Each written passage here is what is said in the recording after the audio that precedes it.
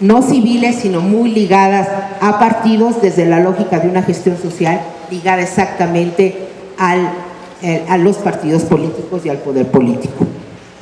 Entonces, en la primera mitad de los 90 tenemos esta apuesta que se da a partir de los comités de solidaridad, que eran comités que hacían obra, que tenían toda esta contraparte de retomar nuestras tradiciones de solidaridad y de trabajo común, como era en el Tequio, ¿sí? y partir que la contraparte social derivaba de dos cosas. Uno, de la participación de los beneficiarios en el desarrollo de las obras con mano de obra en su mayoría, y también de la participación de los beneficiarios en procesos, uno, de planeación y definición de las obras, y dos, en la parte supuestamente de lo que es hoy el inicio de lo que hoy llamamos transparencia, y que ese entonces básicamente era la Contraloría Social. En ese entonces esta apuesta institucional marcó la creación de, en los primeros 3 años, más de 100,000 comités de solidaridad, porque a lo largo de todo el país, con un trabajo muy ligado a un muy fuerte aparato institucional, un muy fuerte aparato gubernamental. Eran promotores, desde ingenieros, trabajadores sociales, psicólogos, sociólogos, maestros, quienes hacían los trabajos de promotoría y lo hacían a nivel de municipios, ¿sí? Entonces, la apuesta gubernamental ahí es muy, muy fuerte, y paralelamente a eso, que acaba rompiéndose, digamos, a partir de 1995. ¿Qué pasa a partir de 1995? Empieza un proceso del cual todavía hoy tenemos, digamos, los frutos, o vivimos lo que derivó de esa apuesta que se inicia a partir de 1995 con relación a esto que había sido este impulso institucional para la creación de organizaciones y de sociedad civil alrededor de la política social. Y esto es el viraje de la política social en nuestro país a partir de lo que hoy todavía persiste como eje fundamental, que son las políticas focalizadas de desarrollo social. Acordémonos, salud, que en 1996 y 1997 arranca como piloto el programa Progresa, el que hoy conocemos como programa Oportunidades. Y básicamente, uno, rompe la lógica con el trabajo colectivo, porque estas estrategias de política social lo que apuestan es al individuo. Lo que apuestan es a la corresponsabilidad, por ejemplo, vista en las medidas en que vayas y vayas al médico, en la medida en que vayas y lleves a tus hijos a la escuela, y rompe, después de 15 años, con todo lo que era un tejido social, no nada más conformado con relación a las políticas públicas de solidaridad, por ejemplo, sino también a lo que es nuestra tradición de trabajo comunitario y solidario. Hoy tenemos graves problemas en muchísimas comunidades. ¿Por qué? Porque básicamente lo que ha hecho, entre otras cosas, el programa Oportunidades es apostarle a que no necesitas trabajar, a que si trabajas y lo haces comunitario, eso pues está el programa ligado a eso, por ejemplo, de empleo temporal. Entonces, todo se paga. Y si no me pagas, no lo hago. Y esto ha venido trastocando, como les digo, no nada más desdibujando lo que era una apuesta institucional ligada a las políticas sociales, sino también y sobre todo a una apuesta tradicional de organización, solidaridad y trabajo compartido. Paralelo a eso, en los 90 empieza a construirse una agenda vinculada a derechos, es decir, empiezan a generarse organizaciones y grupos que empiezan a trabajar en torno a la visión de derechos humanos.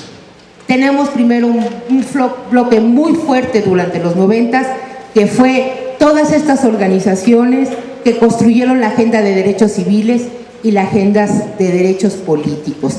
El eje central para su desarrollo, el eje central además donde recibían financiamiento la mayoría de ellos del extranjero, era México tiene que ser un país democrático. Vivimos lo que entonces decía Vargas Llosa era la dictadura perfecta, Y entonces lo que necesitamos es, como apuesta para el desarrollo, es la transición democrática. Y entonces tenemos el auge de muchas organizaciones, las más fuertes en los 90s, paralelo, que tienen que ver con esta agenda. Pero también hay una agenda muy fuerte que tiene que ver con en las incipientes, pero muy fuertes, incorporación de las organizaciones sociales a las agendas específicas de grupos. Entonces, a partir y sobre todo alrededor de Beijing, 1995, empieza, es decir, se fortalece y hay un mayor auge a lo que hoy conocemos como el movimiento de mujeres, la agenda de mujeres, la agenda de derechos de las mujeres en este país y también en el mundo. Tenemos, por ejemplo, también la agenda de infancia. Por ejemplo, tenemos también la agenda de medio ambiente. Se empiezan a articular organizaciones alrededor del medio ambiente. Las organizaciones de derechos sexuales, específicamente las organizaciones, por ejemplo, ligadas al VIH. Nosotros no ponemos a entender, por ejemplo, a una institución como el CENSIDA, creada hacia finales de los años 90 y fortalecida en los años 90, si no lo hacemos con relación a las organizaciones.